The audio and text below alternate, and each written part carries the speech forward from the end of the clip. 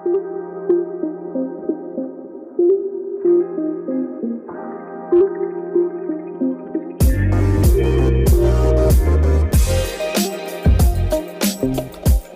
thank you so much for being on the podcast. I've been looking forward to this podcast because first a lot of people have recommended कि हाँ यार तू ना Karn from Oorjaa उसको लेकर आ.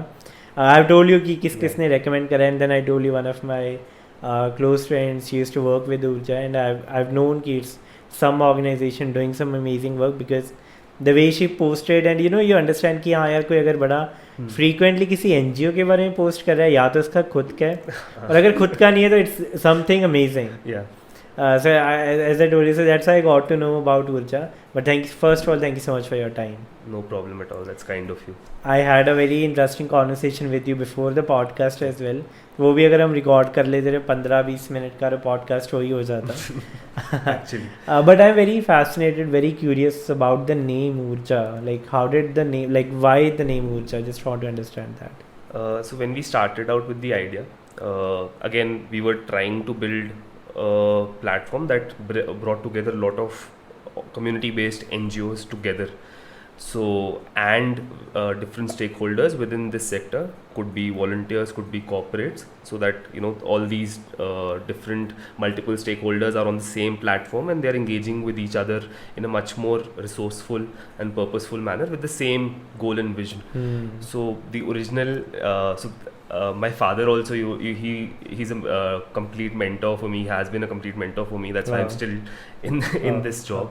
And so he just told me and my partner, I had a partner then, so he just told us that just whatever thoughts you have about whatever you want to do, just put it down on paper. Okay. So we I think wasted, at least not exactly wasted, I would like to say that you utilized. Yeah, we utilized at least 100-200 pieces of paper and just scribbled whatever thoughts we had, that this is what we want to do, this is what we envision, kind of trying to manifest it in some manner. Oh, nice. So that at that point of time, when that discussion of what should we name it happened, everybody had their own ideas.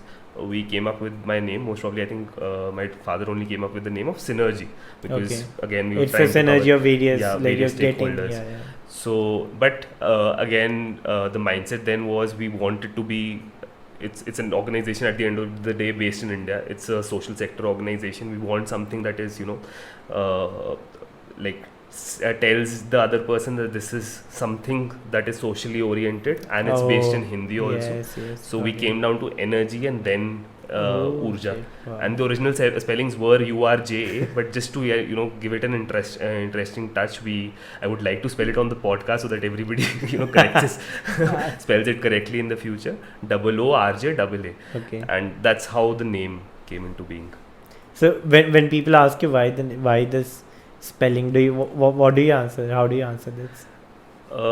This is the first time somebody's asked me that, honestly, because I think people just they understand Oorjaa. In my experience, people don't really focus on the spellings. Okay. And that's interesting because my main name is also a little not unconventional. A little unconventional. So they don't really either people spell it correctly if they really feel for the organization or the work that we're doing, or they know the organization's work.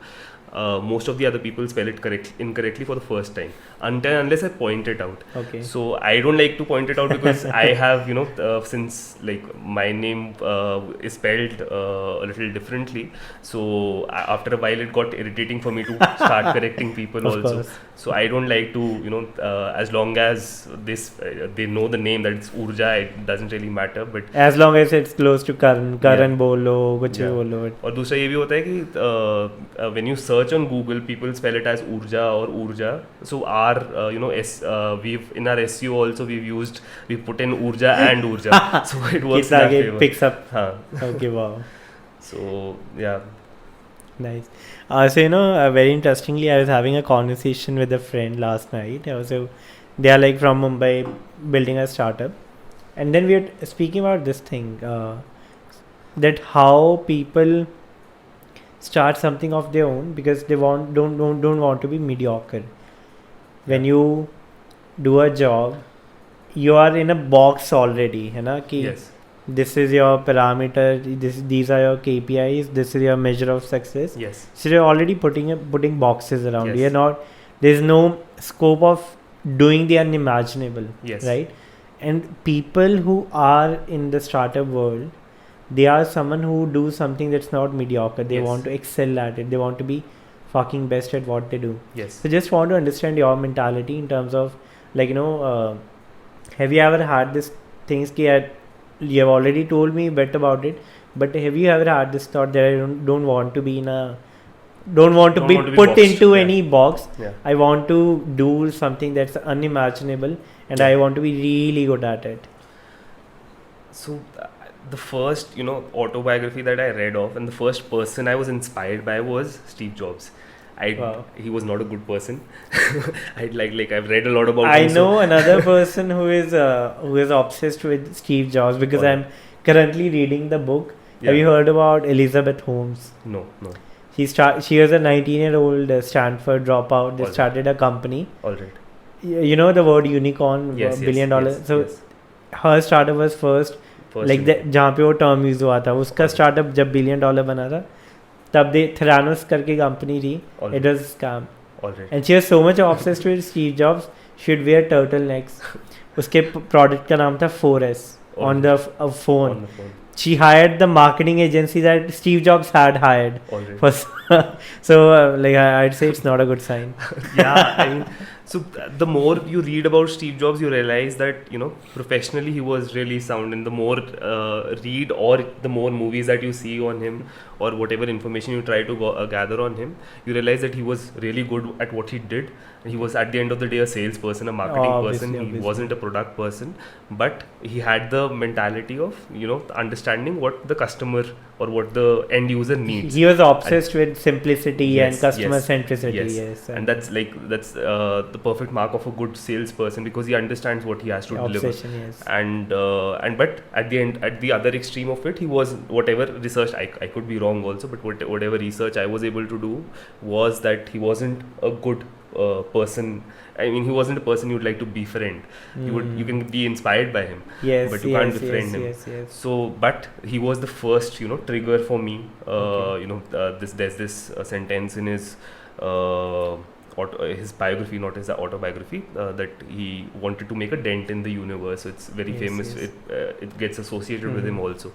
So that's how the thought originated, that there's this one life that you live, and why not try to do something that is not at the end of the day that's unconventional. Yes. And that somehow seeded through. But I didn't know that I would start my life, start my professional journey like that. That it was that whenever I get the opportunity, or I feel because I didn't have the confidence then also that I would want to start my professional journey by starting something on my own, but whenever I get that chance, I'd like to do that. So I think that's how it started. Then gradually, I think the way circumstances have built around me, and the way I found myself in situations, I just kind of drifted towards it. I use the word drifted intentionally, but in a positive manner. Okay. That this is something that I found. This path was being created somehow, and I think then I started reading on more people, and that really inspired me, from Ratan Tata to Elon Musk or different people, and just I think that drive of not. It somehow I realized that taking that conventional life will somehow just kill the creativity within me. Absolutely. That was that's my personal opinion. That's not something I recommend to everybody, but that's how I felt at that point of time. And so in my, I think when I just before starting with Oorjaa, and I realized that I have this opportunity, that I found an idea that I want to work on. I have enough privileges to be build something around it and work on that idea, and maybe in the process, if I can satisfy that inherent need of mine by, and also in the process as a byproduct help others also. That will, I think for me that was ideal.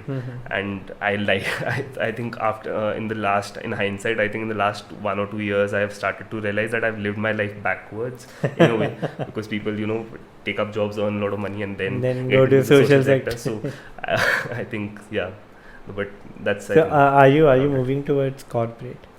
I so I have lots of friends, and the way who are working, who are living that life, and so there are challenges in the life I've lived also, but I've slept very peacefully in the last Slept like a baby. six Yes. and a half years. I've never thought about that, things like I don't like my work, or I don't like my colleagues, or I've never had those thoughts. I'm again, no, when I say such statements, and I have a lot of arguments with my friends also, a lot of, not arguments but debates on with my friends also, or people who know me. So these type of statements come out a little strongly, Of course. and I've tried to, I try to really engage with them and understand their perspective when they don't, when they say they don't like their job or the kind of life they are living, but they're making money, and they're living the lifestyle they want to, but they're not happy with the kind of impact they are creating with their work, or they don't know that if they're creating any impact or At not all, also. yes.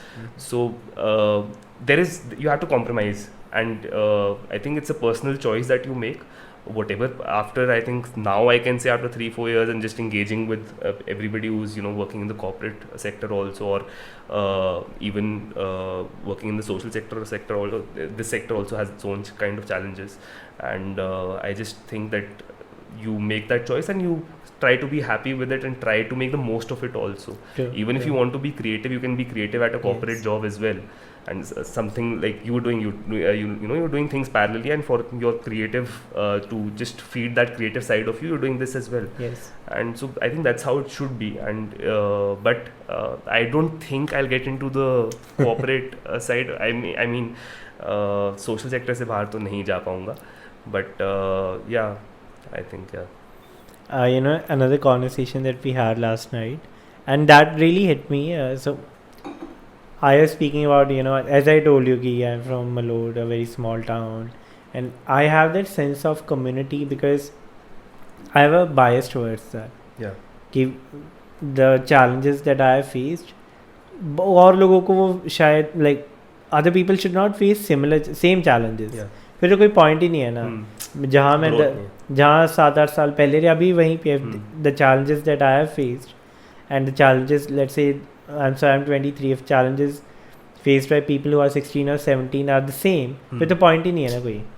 Like we have not evolved at all, we are still the same. Yeah. And I think stagnancy is really, really dangerous. Yeah. Right.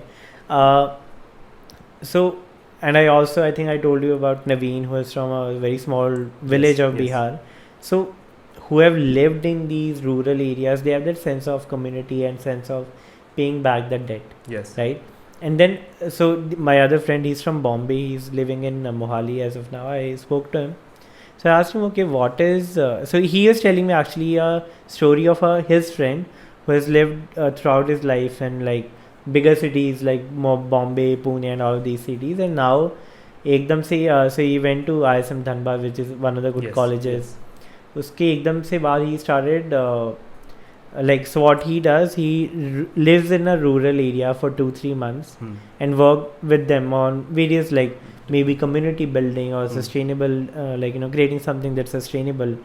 So out of 12 months, 10 months he lives in like 3 or 4 different 3, 4, 5 different villages all over India. It doesn't matter, north, south, east, west, wherever. Then 2 months he's in his office in Bombay, or maybe he's back to his home, I don't remember. Yeah. Then I thought, okay, what would be the motivation of these people who don't have that kind of bias? Yes. So, and what I assume is that you have lived in Chandigarh. Yes. You have your own privileges. Yes. So, what is that driving factor? Like, where does that bias come from? Because I'm sure there has to be a very strong motivation to do something for, for the people who may not be as privileged Yes. as us. So what is your motivation? Like, what is that big driving factor? It has evolved over time, so I won't like. This question is something that is like asked in every such conversation that I've had. I have been asked this question, and so it has evolved with initially it was true passion. When I started doing it, it was that there is this idea, and there was this rush about the idea also, that how would it seem when it actually comes to fruit and it actually comes to life. How would that feel to everybody involved in it, and how would it feel internally also. So there's this rush when you start something like any other organization that you'll be doing.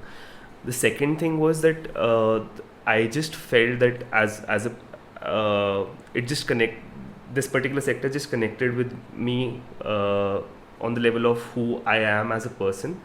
And when I started interacting with the organizations, the first conversation that we used to have, or the participants or beneficiaries that we used to try to work with, when you start interacting with them, I just felt, I guess alive would be the right word, because I hadn't had that feeling before. Now it's something that I might be taking for granted in some moments. Yes. But at that point of time, it was the first time. Like, I was, every person I was meeting, I thought, what a person, and what a great person to just to engage with, especially the NGO founders. And the same question that you're asking me right now, that's how I felt fascinated by that. Dedicating your life to somebody for other people really felt special. I think 1 or 2 years into it, when I had started having a lot of conversations around it, and I just realized that this is, especially I think at the time of ISDM, when I joined that course, the conversations around it were that maybe this is something that at the end of the day you are getting true happiness. So it's actually the most selfish job in the world. True. You're doing it for yourself. So and whatever work that you do, whenever I think anybody who's helped anybody at any point of time in their lives would feel the same way, that they feel happy at the end of the day. Of course. And when we whenever you ask somebody what are the major things that you want in your life, the first thing will always be happiness. Surprisingly, and this is something that gives you instant happiness, gratification. I could help someone. Instant gratification, instant satisfaction. This is that kind of role. There are other challenges that tag along with it, but this is something that satisfy that inherent need. And वो Maslow's hierarchy में भी जाओ तो तुमने जो primary वाला है, जो सबसे ऊपर है, जो सबसे मुश्किल टू अचीव है, तो यू ऑलरेडी अचीव्ड इट. नीचे वाला फिर भी अभी चैलेंजेस वो रहते हैं. अगर तुम ऊपर वाला अचीव करो, नीचे वाला तो प्रोबेबली है तुम्हारे पास ऑलरेडी. ये या तो वो है, जैसे मेरा अगर प्रिविलेज है तो मेरे पास इतना था कि मैं अपना घर चला सकता हूँ या कुछ कर सकता हूँ. My dad was there to support me, parents were there to support me. But वही है कि तभी मैं कर पाऊँगा, सबके पास नहीं होता. एंड वो जिनके पास वो भी नहीं है, उतना बेसिक प्रिविलेज भी नहीं है, फिर भी they are going out of their way to help others out. That kind of meeting with those people, engaging with the on ground community members and on ground NGOs or founders or organizations working with the community members, that's a different sort of conversation and feeling, and that inspires you very differently. So the more I started meeting people from, I would say, I think we've touched a very appropriate word, privilege. Ki when I started meeting people of different privileges, so that thought process just evolved. Ki what is actually motivating me at the end of the day. Wow. And initially, जैसे अब जब ऊर्जा start हुआ था, we are registered as a for-profit entity. We are a for-profit limited liability partnership. You're an LLP, I didn't know. Yes, so we are a social enterprise. Okay. And उस time पे social enterprise का concept like बस अभी शुरू हो रहा था, because CSR mandate हो गया था. And लेकिन तब thought ये था कि अगर इसमें हम काम करेंगे, if we want to work in this sector, and we want to make money also, not profit, but we want to make money, we want to make a sustainable lifestyle. Yes, and but abhi as you start having those conversations with people initially, when you tell people that there's a especially with NGOs or with any person who's from this sector, they don't take it nicely. They don't. You're a for-profit company. So it's that at that point of time it was a nice thought, because that right now limits us to a lot of funding opportunities. So we are registering not-for-profit arm for the organization also. Okay. So that क्योंकि CSR for-profit को नहीं पैसे दे सकते या government grants नहीं दे सकती. But you need to have ATC and all those certificates. Yes. To be eligible for CSR funding. Yes.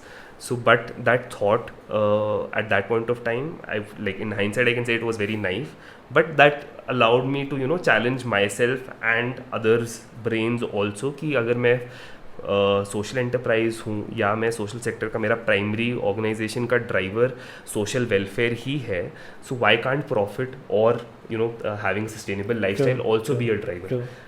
Should be a secondary driver, no two thoughts about it. Byproduct, not the primary objective. Shouldn't be the primary objective. No two thoughts about it, but it should be an objective also, because at the end of the day, if you want to help others, and you're not even able to help yourself, then it becomes challenging. And in the span of 6 years that since I've been doing it, it has become challenging also, because you can't, the lifestyle is not sustainable in this sector. And I think that mindset change at some point of time, that was also a motivation driver. That having such conversations with people and understanding कि कहाँ से mindset आता है कि अगर तुम social sector में काम करो तो पैसा नहीं कमा सकते. So that I think at different points of time वो change होता रहता है. It is a culmination of all these things. And एक मुझे conversation याद है जो I think story याद है जो could be relevant. So this NGO that I volunteered with, the first organization called Teach a Child, it's now closed down. It was in Chandigarh only. And वहाँ पे so we used to there were 6 to 15-year-old kids that we used to help out with whatever we could in their studies, in their school work, or we used to teach them computers and arts also. So एक बारी हम जिस school में उनका हो रहा था, तो एक ना हाफ हम जहाँ बच्चे खेल रहे थे, तो there was this field, and one half of the field where these kids were playing was not watered, so the grass was really dry, and I'm assuming the gardener hadn't really come there and watered that part of it. The other side was completely green, and it was a private school, so the school students of that particular school were playing there. So this kid just comes up to me, not like well of economically weaker background से थी, I think 7 या 8 years की होगी. अरे भैया उस side उनका इतना ग्रीन क्यों है और इतना अच्छा क्यों दिख रहा है और हमारा ऐसा क्यों है. मेरा तब I know बहुत हिट करा होगा. तो तब उस टाइम पे तो मतलब सोच मेरे को प्रिविलेज वर्ड भी नहीं आता होगा, मतलब ऐसे सुना होगा कि प्रिविलेज होती है, बट प्रिविलेज एक्चुअली बहुत हैवी वर्ड है when you start thinking about it. And I think the best conversations I've had in my life have been around privilege, because if people understand what that word means, and if they understand where it comes from and what it means for them and the other person, they really can empathize with somebody else also.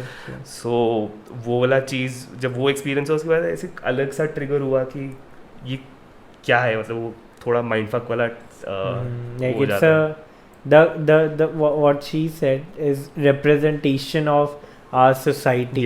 Asking why the grass is greener on the other side and why my grass is and they're not allowed to go there, because that was a perfect representation, because if they go there हम football खेल रहे हैं side so interesting. So I have a lot of questions, but I'll start with something that you said in the very beginning. When I asked you a question, you said initially it just aligned with who you are as a person. So just want to understand, let's say it's been 6 years, right, for Oorjaa. Let's go back to 15 when it was just an idea, or maybe 14. Who you were as a person that that could instantly connect with what you were trying to build with Oorjaa. It will sound like bragging, na? No. Difficult to answer that question. So there are negative aspects to it also, and positive aspects, like in terms of my nature, who I am as a person, as well as what kind of life I want to build around me, and the kind of life I wish to live. Those are the two things that I think kind of triggered that. So coming to your question, that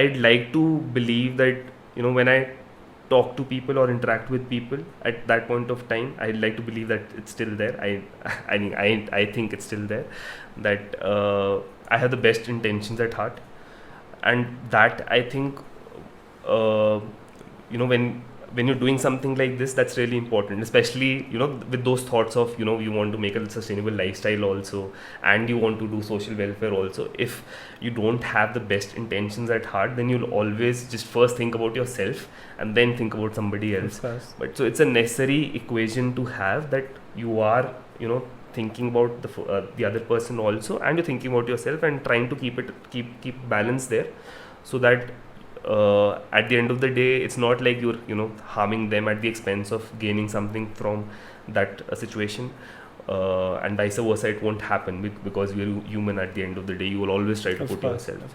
So I think that was a big trigger point. Secondly, empathy was something that I could, the kind of life, family life that I've had, and different situations that I've found myself in, especially like, so I dropped a year after 12. So there was this 1 year period I spent in Hyderabad, that I was preparing for competitive exams for engineering, and that 1 year I was just to myself and just try. So my best friends at that point today, I don't know if you've seen Friends reunion wala usme. If you're a follower, so usme hota hai Friends ka ek bahut, like, it's a very famous TV show. I've seen Friends, not the reunion. हाँ, तो उसमें reunion वाले episode में बोलते हैं कि like I cried at that line. और उसमें reunion वाले episode में बोलते हैं कि these were the friends that I, you know, sometimes these were the only friends that I had. वो TV show वाले. So that 1 year was, so I had this small iPod, वो video वाला iPod जो होता था, nano या कुछ बोलते थे उसको, तो उसमें फ्रेंड्स के 5 सीजन डलते थे और डले हुए थे. So I just used to watch that, and I because I was, you know, kind of depressed also, and kind of not motivated by life, and very anxious times, I know. Yes, like I'm not myself prepared, but I know it's a period of complete anxiety for 1 year. Yes, and especially when you've dropped. Yes, and because your peers are also, you know, gone ahead, and you have these all these different kind of thoughts in your head, that, you know, maybe you failed at life because you've not done 10th and then 12th and then college straightforwardly, and then college. Yeah, like the stereotypical ki 10th learn, 12th college and MBA. 10th अच्छा कर लो, फिर 12th में ठीक हो जाएगा, 12th अच्छा कर लो, 12th कर लो, फिर मजे हैं, फिर college अच्छा कर लो, मजे हैं उसके बाद. तो पहले तो वो होक्स है, वो नहीं होता. मजे हैं. मजे भी नहीं है, but वो एक period was very important for me from a personal perspective, because I really got in touch. I believe that I really got in touch with who I am as a person, because there was so much time for introspection. Because at the end of the day, I watched those 5 seasons of Friends at least 10 times. Like every episode I've seen 10 times. Wow. So that I had a lot of time. So, and that 1 year was, I think, really important for me in terms of just understanding myself at the end of the day, and what do I want. So in hindsight, it looks really like is a very important year for me, but at that point of time, it was a complete struggle personally, of course, and professionally also. And so yeah, I think that at the वो भी जो मतलब जब वो realization होती है, and when I, you know, finally when I realized in 2015 or 16 that, you know, that year also somehow contributed to, you know, how the kind of life I wish to, the kind of life I envision, or the kind of person I want to be to others, because that is really important. Ki how do others, you know, perceive you? How are you treating them at the end of the day?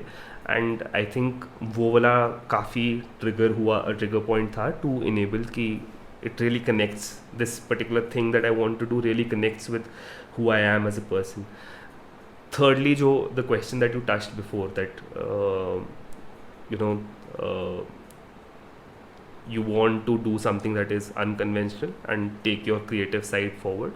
That was there. That I knew that I was pursuing engineering, so I knew that I didn't want this. I had something like, you know, when people are confused that how do I find out what I want to do? Okay. So I think the best way to answer that question is find out something that you don't want to do, because then you know that, okay, this is something, you have 3 choices, this is something you don't want to do, then it narrows down choices also. And that was one choice for me. So I knew that I didn't want to do, this was the other choice, and it, you know, really fell into place that I want to continue with this also.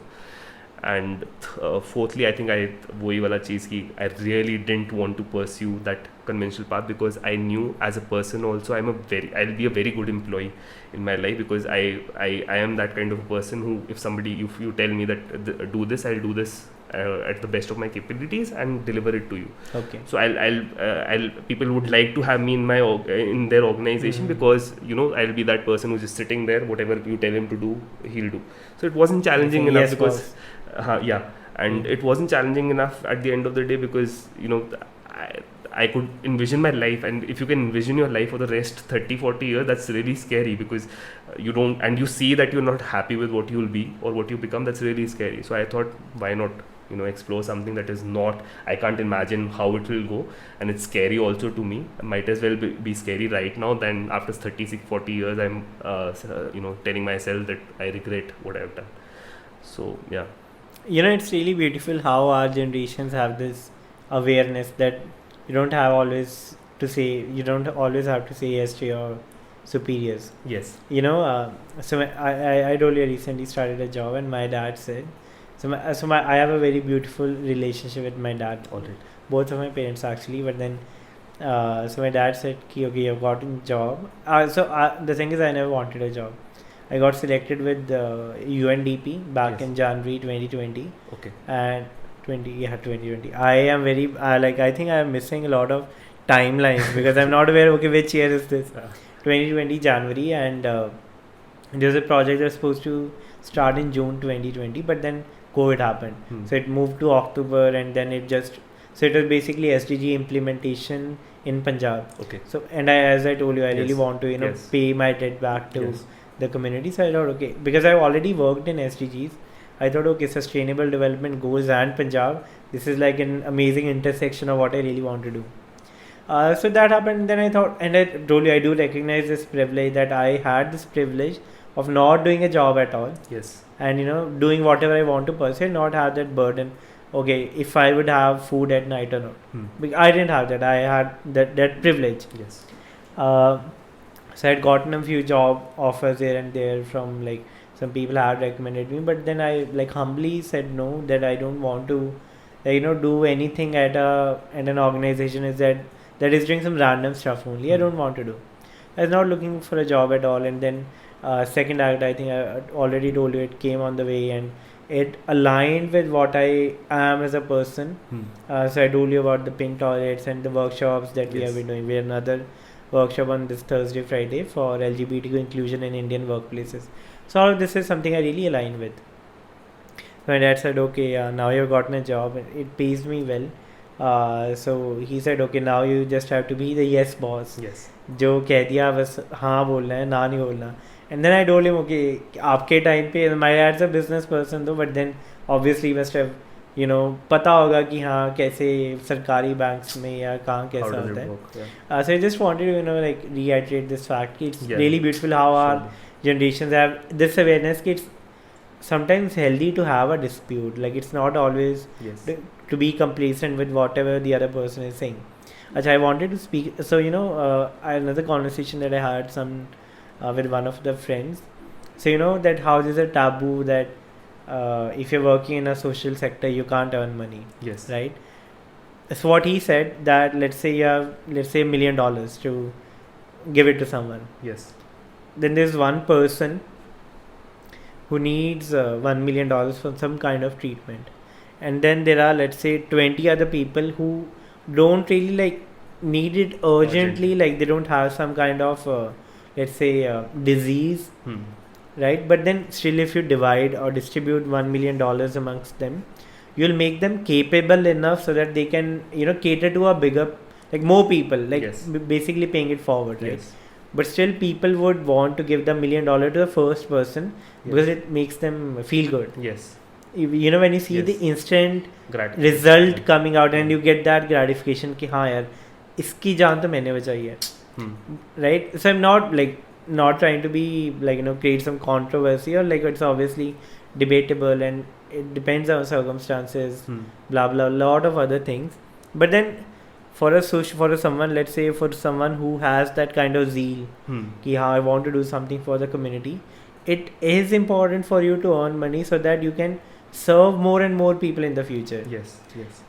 It doesn't make sense at all that for a person who is working in a social sector, why can't they earn money? Obviously they have to earn money so that they can, like, it's in the interest of everyone. Yes. You earn money and you cater to bigger people, you create a bigger platform from what already is. Yes. So I think that's really, really important. People do need to understand this. Yes. The taboo, I think, I may be wrong, but then let's say 2 decades ago, NGOs and everything was started by people who had, that kind of money. Yes.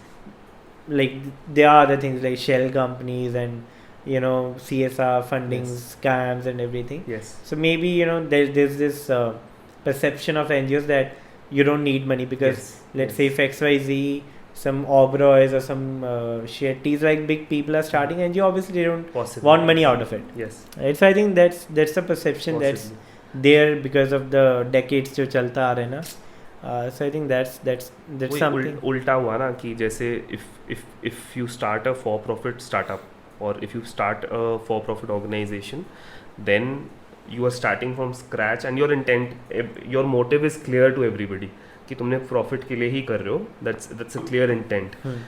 हमारे like again जैसे you've assumed, वैसे मेरा भी assumption, it's not something that is data driven, but हमारा end में उल्टा हुआ कि somebody who had like Ratan Tata, Jamshedji Tata had the money to and the resource to be able to do social welfare, तो वो that's how it started. The funders end से शुरू हुआ. And when somebody from not as economically as privileged as him wanted to start an organization, mindset तो वो ये हो गया कि like you said कि अगर पैसा है तुम्हारे को और ज़रूरत नहीं है, तो अगर social welfare कर रहे हो, your intent should just be social welfare. Even if you don't have money to feed yourself, your intent shouldn't wither away, or it shouldn't deflect. But that now that particular thing has changed because a lot of people are trying to get into the sector. A lot of youngsters are getting into the sector, and they also want to make a lifestyle. So if a consultancy is paying for the same kind of role, अगर project management की बात करूँ, if a big 4 company pays X amounts of money to somebody for the same work, that ठीक है इस organization का strategy बताओ कि कैसे अपना profits बढ़ा सकते हैं, and at the same end अगर social sector में बताऊँ कि इस NGO का बताओ कि अपने कैसे impact enable कर सकते हैं. There's a vast difference between the salary between the people. So how will they get motivated? And at the end of the day, that is the motivation factor. True. The challenge also is that from the end of the person who's working, because they have also been in a way programmed with that mindset, wired. They also don't keep that expectation. True. We don't need to have the same salary. Yes, most of the people that I met in the sector, including myself, don't have such high aspirations if they're working in that sector, and which is again a personal choice. I don't think there's anything wrong if you're working in the social sector and you have very high aspirations also, but it's a personal choice at the end of the day. But the kind of ecosystem that is there doesn't allow one to hope for higher aspirations also. Yeah. So I think true. One very interesting example had come up during the conversation I had with a friend. So it was so Warren Buffett had donated his, like, it's written that once he dies, like very big chunk of his money would go to some charity. Okay. Yes. And then a lot of people have questioned, why are you not doing it right now? Do you know about this? Yes. So he said, like, I have that ability to compound that money. Yes. Even if, let's say, inflation is 8%, Yes. I can, like, if my returns are, let's say, 20%, there's a huge scope that I'll get, like, I'll compound it in a better way, and once I die, I'll have, like, lot more money, and then that can be catered or, like, distributed to a bigger chunk, or can go to a bigger purpose. Yes. So I think like that is an amazing example that he had, like my friend had told me. So you went to an institution that's about social work, right? Yes. That enables social entrepreneurship. So just want to understand what is the role of education in social entrepreneurship, because I believe it's comparatively a new like an institute as well, but also the kind of theoretical things that are coming up, or maybe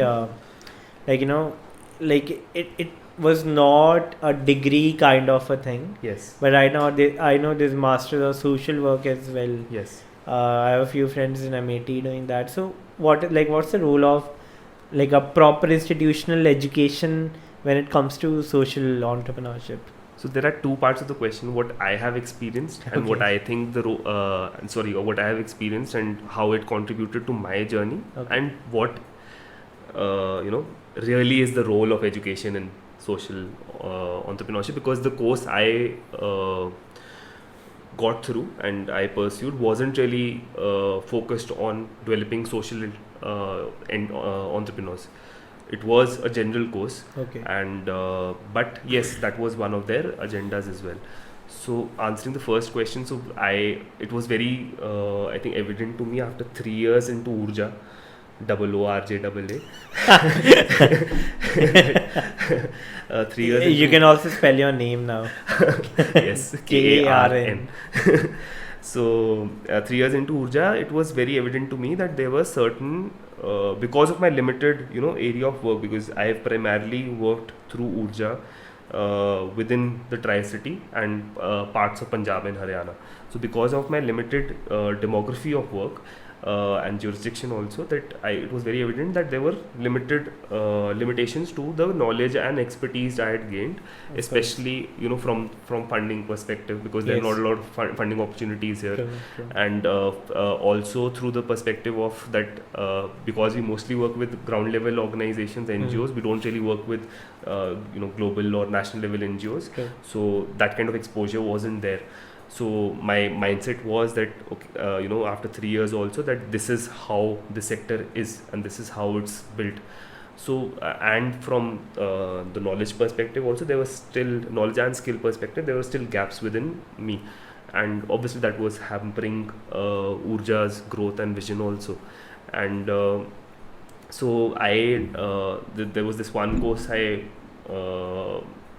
somebody, I think so there was this partner of ours who had recommended to me. She was a part of the first batch of that course with Indian School of Development Management, and she told me, I think a year before, she told me that you should apply for this program and it will be helpful for you, because she understood my gaps and the kind of needs that I had with respect to running Oorjaa better. And so I didn't give it much thought, because I wasn't planning to pursue further studies, but I think that kind of seeded in my head. And then I received a mail from them also, because at that point of time I might have registered on the website or something.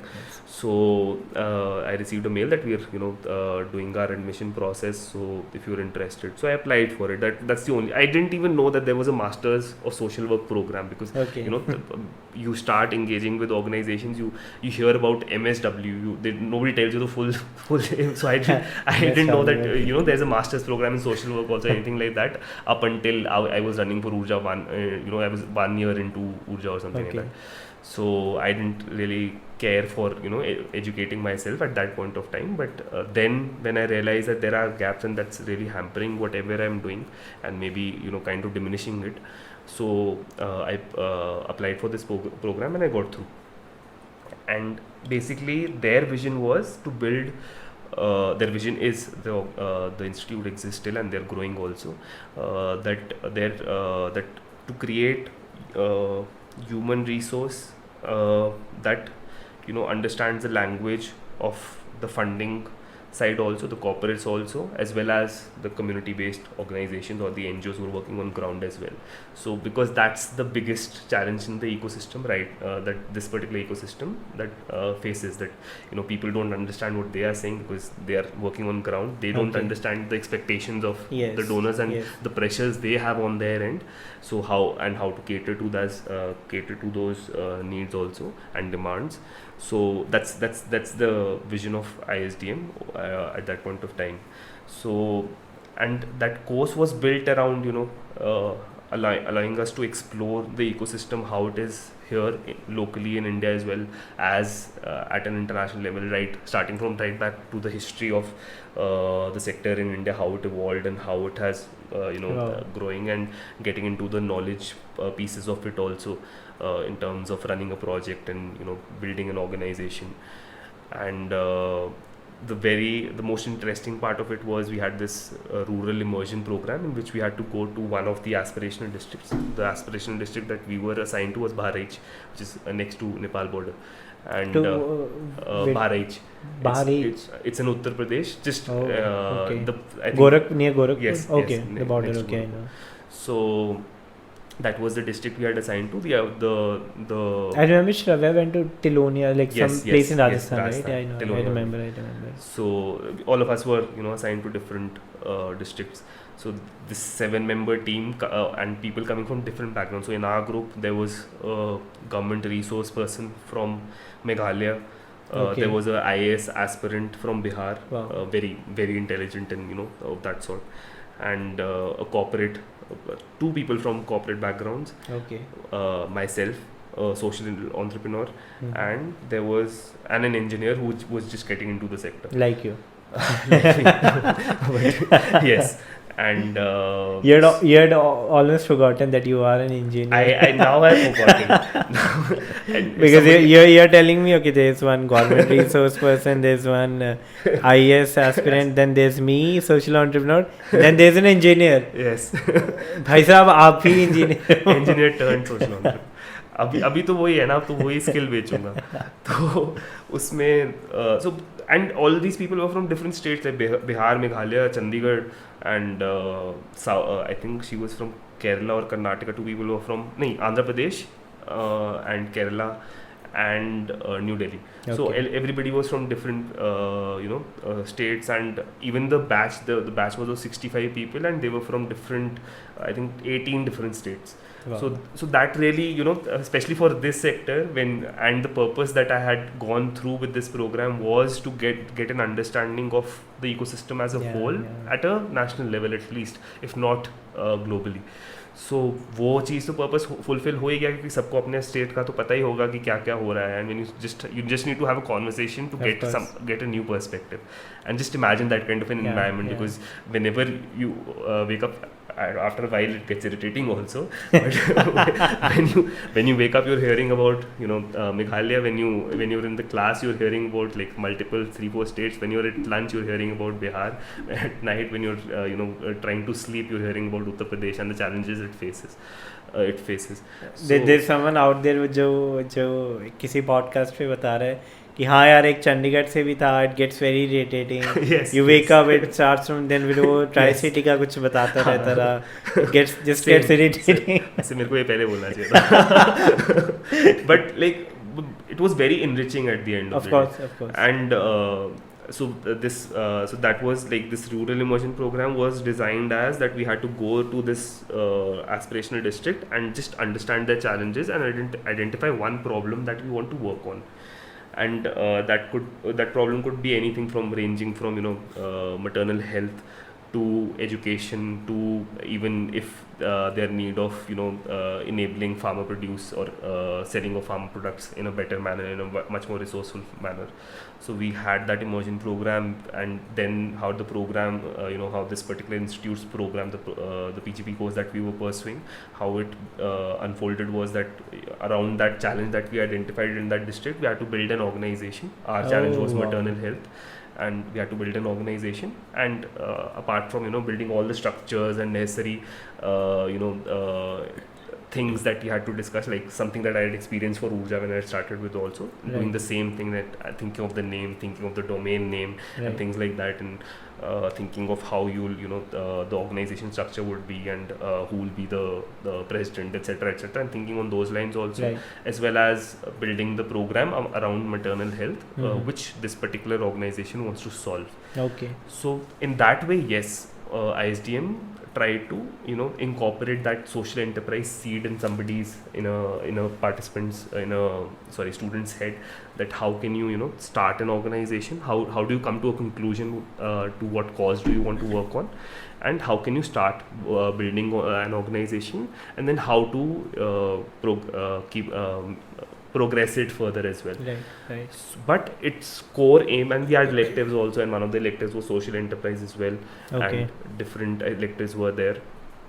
but the core aim wasn't that they just wanted to prepare social entrepreneurs or enable social entrepreneurs. The core aim was that they want to build that, you know, resource that understands both the sides of the coin, the ground level and the donors, Yes. and basically Yes. connecting the stakeholders. Yes, and there is a power mismatch, and it will always be there unless the donor.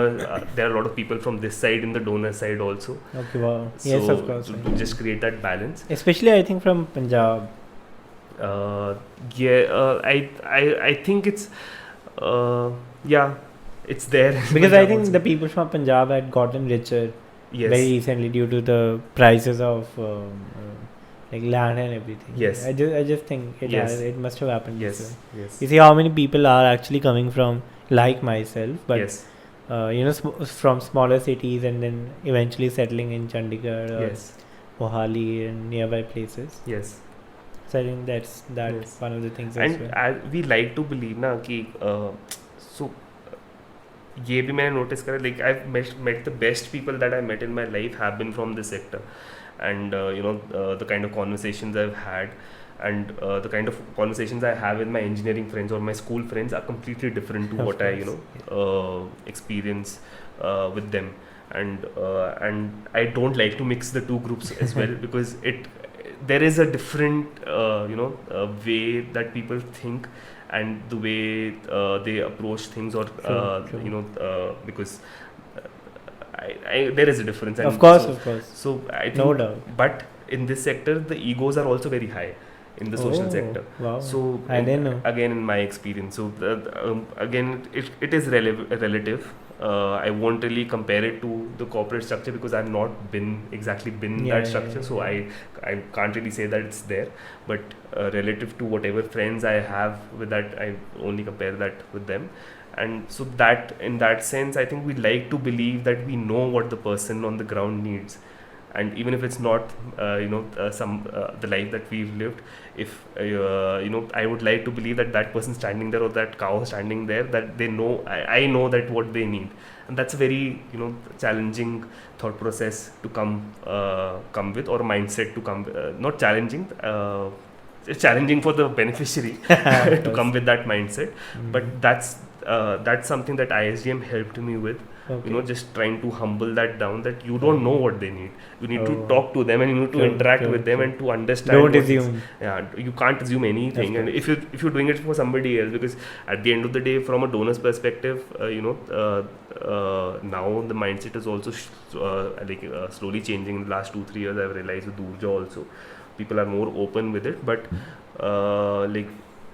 वो देखिए उसमें मुन्ना भाई MBBS में एक वो Chinese वो photographer आता है जो हाँ. बोलता है कि I want poor people, poor वैसे वाला people. Mindset is there and it's Yes. prevalent, and donors hold expectations of that sort, because at what we do with Oorjaa, we engage with the participants as well as with the donors, so Right. that expectations are there, Right.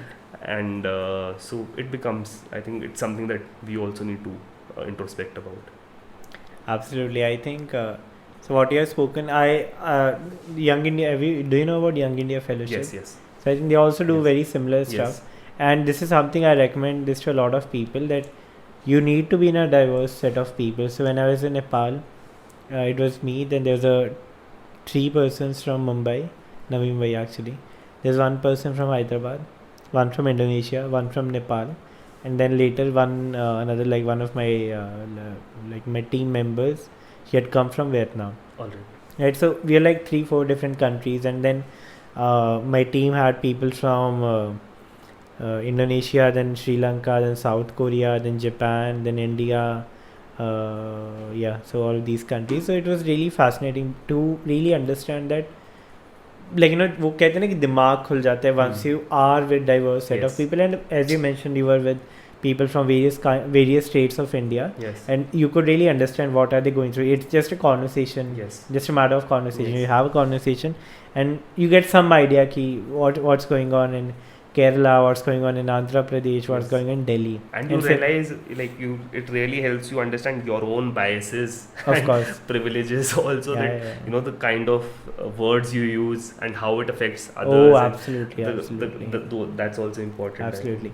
think. There's one example that I give. For example, like back then, our teammate from Indonesia, she was a Christian, Okay. right? Then my teammate from Vietnam, she is proper Vietnamese. She celebrated Chinese New Year. My teammate from Indonesia celebrated Christmas. Yeah. So people from Nepal, they the whole month of October is actually celebrated, but they majorly celebrate what we call the Dussehra. All right. They call it the sign, All right. right? And then we majorly celebrate Diwali, like Yes. not like if you compare Dussehra and Diwali, we like it's more Diwali is more celebrated, right? That's when I had this thought that for if we are, let's say, giving off to people, it doesn't have, just because we are in Nepal doesn't mean that it has to be only during the Dussehra period, Yes. because there are people who celebrate Chinese New Year. I think it happens in March maybe. All right. There are people who celebrate Christmas, which is in December. There are people who celebrate Diwali, which is like sort of in November, sometimes in October, sometimes in November.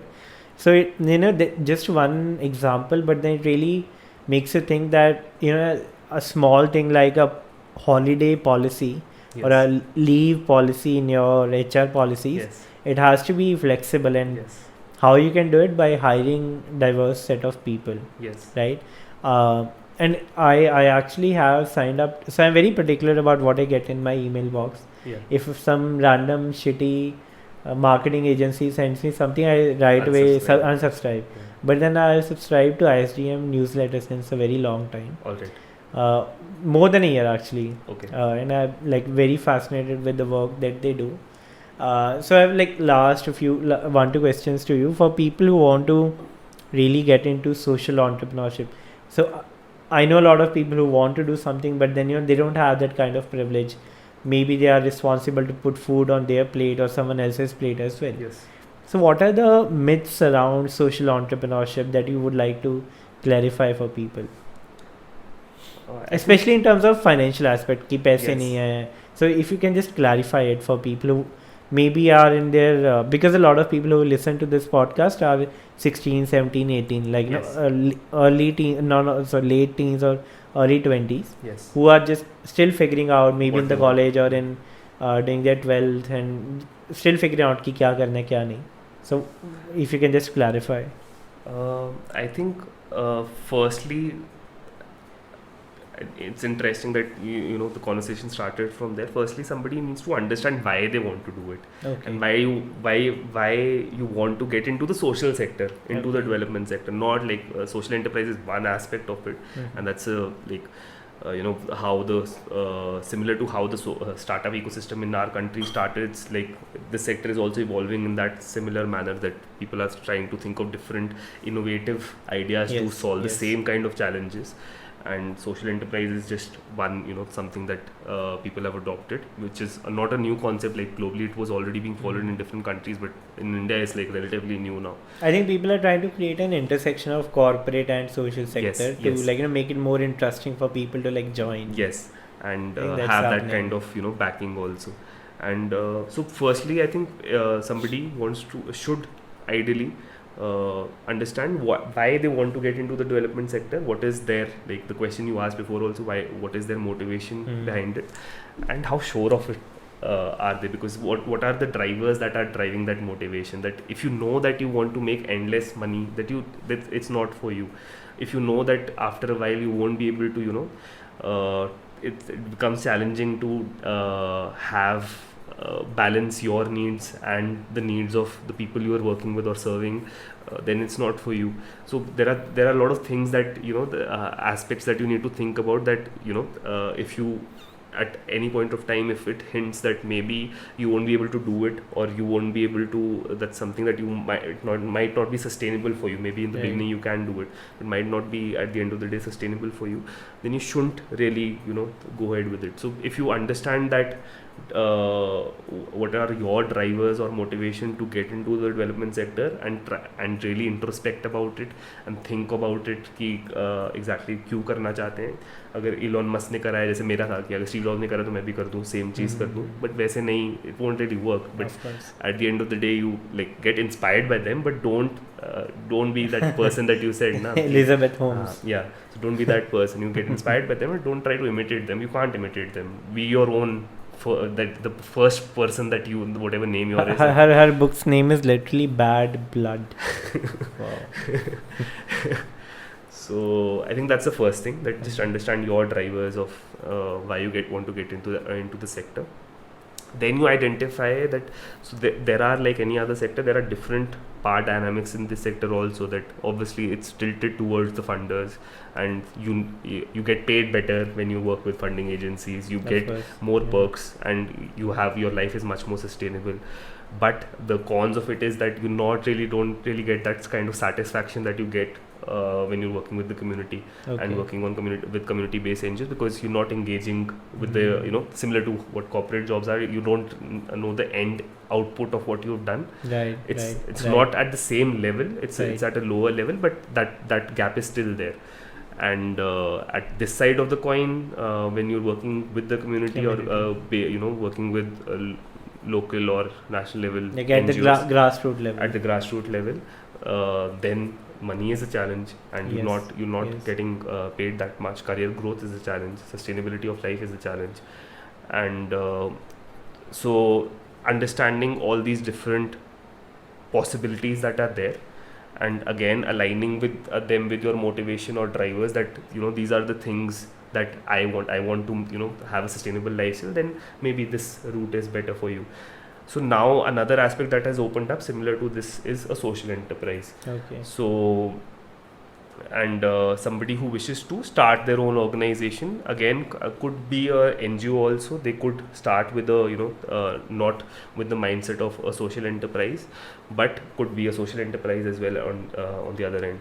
So again, that I think choosing to be a not-for-profit, you can be a not-for-profit social enterprise as well, but choosing to be a social enterprise or not, all the entities I'll club into one, depends on the idea that you're working on. There are some models that you can create an enterprise out of. For example, if you're selling products of NGOs, the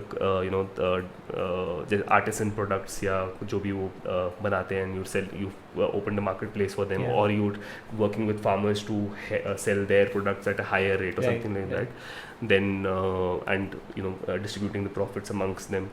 So it depends on the kind of idea that you're working on, whether you want to should start a social enterprise, or just or not just, but or a NGO or a conventional NGO, because you can't really form an enterprise around health or maternal health. You maybe you have a device, and if you have a product or a service that you're offering, then it makes more sense to you for you to move towards a social enterprise model. But if it's an awareness program, or then it has to be an NGO. Yes, right? So it should be around that only. And so depends, that particular aspect depends on the kind of idea that you're working on. And I think lastly, more importantly than how you structure an organization, could be a social enterprise or could be an NGO, why are you working for the cause that you want to work with? That's really important to know. For example, for Oorjaa, we had that clarity. We're not really passionate about one particular sector, that it's education or health or orphanages or old age homes or women empowerment or any kind of working with the LGBTIQ community. So we're not really passionate about it. Like, we care for all these causes. We want to work and support all these causes, but we're not passionate for one that we dedicate our life to that particular cause. That's how the idea started, that why not just enable all the organizations that are working on these causes and try to help them out. So you need to understand that what is the cause that you're really passionate about, and try to again understand the motivation and driver behind it. Because I've seen people who there's nothing wrong in it, but there are instances that you're really passionate about a cause, but after a while when you engage with it, your curiosity also runs out. Right. and you try to come back from that step back from that cause that you're working on and move on to something else, which is there's nothing wrong in it. Depends on how much you've invested and how much the participants that you've working with have invested within that cause, because you can't, if you can take a step back at all or not. Yes, so you need to be really clear about you can't always go back. Yes. Nice. I think these are the key factors. So my last question to you is, and so this is something I asked a lot of social entrepreneurs, because you start something with some vision, but once you, as you said, once you engage with the stakeholders, once you a few steps forward or backward, like as you spoke, stagnancy नहीं होनी चाहिए. Yes. कई बार तुम आगे बढ़ते हो, कई बार पीछे होते हो. You're not at the same place. Yes. Your vision changes in terms of like it expands sometimes, right? Yes. So just, and this is I think for people, because वो सोचते हैं कि right now I don't have an idea, my thing is very limited. Yes. So they have these things care what to do. I don't have like जैसे वो Bill Gates कर रहा ना कि I want to put a computer at every table. Yes. इतना बड़ा vision नहीं है मेरा. And I tell them, because a lot of people do come up to me, what should we do, blah blah blah, all of these things. I do tell them that sometimes you start with a very small vision, and by the time it just expands, because you know better. Yes. So just want to understand, let's say if we go back to Jan 2014, when it was just in your head, it was not even an organization. It started in 2015. Yes. So since 15 till 21, how the vision has probably become more comprehensive. Yes. Or it has become like expanded. So just want to understand, how is this from 15 to 21, how is it? Understood. So I think a lot of when people doubt, I also started from there only, so I can really relate with that question. When people doubt their capabilities and the capabilities of their idea, they need to keep in mind that they're just starting out, and it directly correlates with your confidence level also, because as you grow, as you do more work, your confidence will also increase, and as your confidence increases, then you understand that, okay, this is an opportunity, and then you start to identify opportunities. And once you start to identify opportunities, at the end of the day, you will your idea will also expand. And it's possible. So when Bill Gates said that I want to put a computer on every table, was 6-7 years into his journey also. I'm not sure, like I'm assuming that, but I'm sure he must have been considerable amount of his journey. And in the initial period, उसका भी यही vision हो सकता है कि मेरे को बस IBM के computers या इस स्कूल में मुझे 6 computers लगाने हैं, उसका भी एक vision हो सकता है. There is nothing small or big on in. Maybe I want industries के पास एक इतने बड़े 2 rooms के computers नहीं, maybe छोटे computers. Yes. Something like that. Yes. And there's nothing nothing small or big about it, because at the end of the day, that's your goal. And like just doesn't matter how big or small you start with it. As you gain experience, then you realize कि अच्छा मैं उसने 6 computer लगाए होंगे, फिर वो दूसरे school गया होगा, या स्कूल वालों ने उसको रेकमेंड दूसरे स्कूल पे किया होगा कि तुम भी लगवा लो, फिर उसके बड़े होंगे, उसको लगा अच्छा कस्टमर को मैं खुश कर पा रहा हूँ, so I can expand, and now I want to put a computer on every table. Right. So that's how it grows, and his confidence will also increase as he gets in more customers, or gets in more in our case more participants that he's working with, or whatever your idea is, the kind of people your idea is helping out with. So connecting it to my journey, initially हमारा इस था कि हम the original idea, like I said before also, was that why not just being a computer engineer, and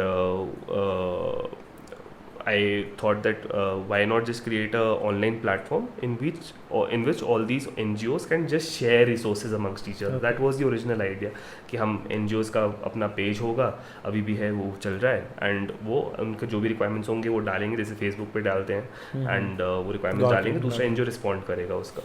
And parallelly, we also used to do these resource share drives that we do, that collecting old resources from people, could be anything that's not of use to them, and distributed to the NGOs according to their needs. So this is how we started, and we were also parallelly thinking about what kind of a business model we can build out of it. Like I said before, we were trying to be a social enterprise and not focused on one particular cause. Right. And in the cause that we were focusing on then was primarily wastage of resources, or resource management and optimization. and so that's how it evolved, and then it changed to, I think, 6 or 7 months into the program. The timeline is important for people to understand that it doesn't happen instantly. Yeah, of course. So there is a time lag between it, and you feel anxiety, and you have to give it a lot of thought. You have to have discussions with different people, and you have to try to increase your confidence also, because that's something that everybody struggles with, as well as try to overshadow or suppress your insecurities as well, or anxiousness as well. Sure. And you have to give it time, which is really important. And it could have happened for Bill Gates in 2 days, it could have happened for Karan in 6 months, it could have happened for Manik in 3 months. So you can't really say there's no fixed time. There's no recipe. Yeah, so there's no fixed template to do it. Yeah. So after 6-7 months, we came up with this idea called Oorjaa Cart, which is basically that whoever, any individual donor who wishes to donate resource online, because we realize that people prefer giving resources than money. So if they want to donate resources online, they just go to the cart online, because Flipkart and Amazon hadn't come. I think it had come till then, but Flipkart was really famous then, and they had also a similar model that you just choose the resource that you want to donate to that NGO. You choose the NGO, and we deliver that resource to the organization, and we send you a utilization report that this is how it was utilized. And the model in that I never know it existed. Yes, so that's something that we've not really scaled it up from that sense, but that's the model that we follow, and it's still going on. That basically you can choose the organization that you wish to support, and choose the resource also. Could be bananas, could be stationery items, and could be sanitary products, any kind of items. And all you need to do is, like, we call it deliver happiness at a click of a button. So all you need to do is give a couple of clicks, and we procure the resources, we deliver it to the organization, and we send you a utilization report and the receipt of the organization, the NGO also, that how it was being utilized, and pictures, and just to keep you engaged. And that's the model we started with, and that gained a bit of traction, and people were also interested. But at the end of the day, the transparency problem was being solved. Now the other end of our objective was that I think 1 or 1.5 years into the initiative, we built up 3 vision statements, which are still there. First was, I think the third one wasn't there. First one, this optimal resource sharing, that we wish to fulfill resource requirements of all the organizations that we work with. On an average, according to our study, every organization which is working with 50 to 60 participants has a monthly resource requirements worth 1 to 1.5 lakhs, which could include stationery items or administrative items that they need, or food items if they are running a food center or a kitchen. Different kind of resources. You're basically pooling the resources together. Yes. So this was the monthly requirement of one NGO, and we partnered with 65 such NGOs, and so our one goal was to fulfill these requirements of these organizations. Second goal was to build capacities of these NGOs. True. Really important. So and we primarily target small and medium sized NGOs, so build capacities of these organizations, and which is primarily, I think, putting in layman terms, is offering consulting services to them. And which we're trying to build into a business model also, because we can't really expect these organizations to pay that kind of money of also. Course. So that's something that mostly happens pro bono, because we are connected to a lot of organizations. And the third vision was, again, mission statement, was and still is, that we want to ensure when we do our due diligence, because whatever NGOs we put up on the website, if Manik is coming onto the website, he's trusting Oorjaa that these organizations are genuine and authentic. So we want to do due diligence. Yes, we want to ensure that Manik can see that, okay, this organization has a rating of so and so, and compare organizations in terms of if they're working in the same sector, and if they're working on this similar cause, he can compare कि अच्छा इसकी rating 4 है. Something like book my show पे अगर movies की rating आ रही है, वैसे NGOs की भी आ रही हो, कि you can actually compare the work of two organizations. And for example अगर दो ऑर्गेनाइजेशंस हैं, एक हमारी कक्षा है और एक DIR है, which are working on the same cause, for example health. So अगर इसकी रेटिंग हमारे स्ट्रक्चर के हिसाब से 4 आती है और इसकी 5 आती है, ऊर्जा हेल्थ हमारी कक्षा to go from 4 to 5. Okay. That's how we've tried to think about building capacities of these organizations. Apart from if somebody comes up to us and tells us that I want to work on this so and so cause, we help them out with the demography they should be working with, the people they should work with, and help them out with the resources, funds, and volunteers, whatever they need, and try to help them build up that organization. So this whole idea, these 3 mission statements evolved over 3.5 years. Okay. And different aspects went into it, and different conversations with different people and stakeholders went into it for us to reach that level. Okay, this is what we want to do. And it's like I'm still evolving, and I'm still as an organization, absolutely. we're still evolving. I'm still learning if this is feasible also, because there are some things that we've not been able to make feasible in this as well, and sustainable for the organization.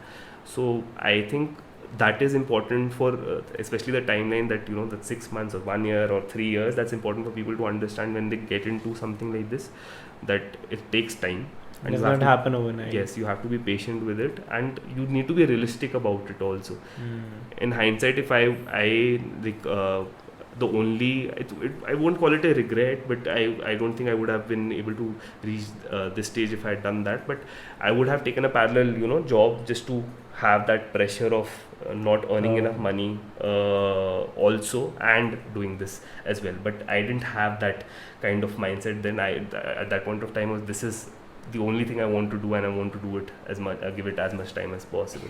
If you are taking a job, then that would be a constant reminder of how miserable your life can be, which by virtue of it you would have put more effort in your social enterprise ki yaar, my life here is miserable. So I have to end this as soon as possible. Yes. So that kind of motivation factor. Yes. And मतलब वो I'm not saying कि वो मतलब मैंने नहीं किया at the end of the day because of the same thought, but अगर अभी मैं बोल सकता हूँ कि अगर करना चाहूँ तो मैं अभी भी कर सकता हूँ ना. अभी भी नहीं कर रहा मतलब वो तो सेम चल ही रहा है. बट हाँ मतलब आई थिंक वो फोकस भी लोगों को रखना चाहिए कि they need to ensure, because it plays a lot on your mind, because I have experienced it also, and like you said before also, you don't really want somebody to go through the same struggles that you've gone through.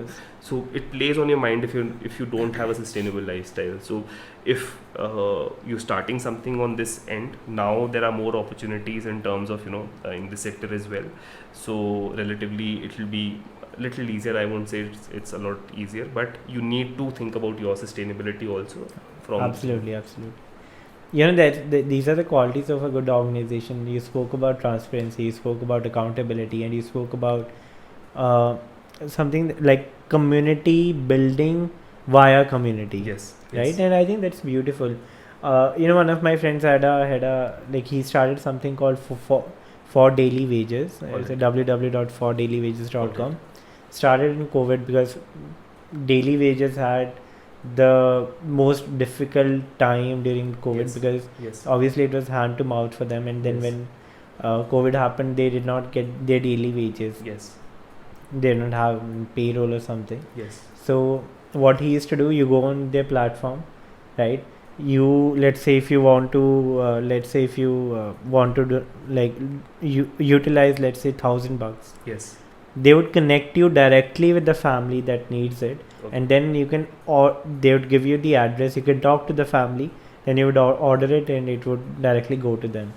They did a lot of good stuff. They a lot of people had their birthday fundraisers on their platform. So I think that's one thing, that as you said, people are a bit reluctant in giving money directly, but they can give other resources like maybe the groceries or stationery that can be done.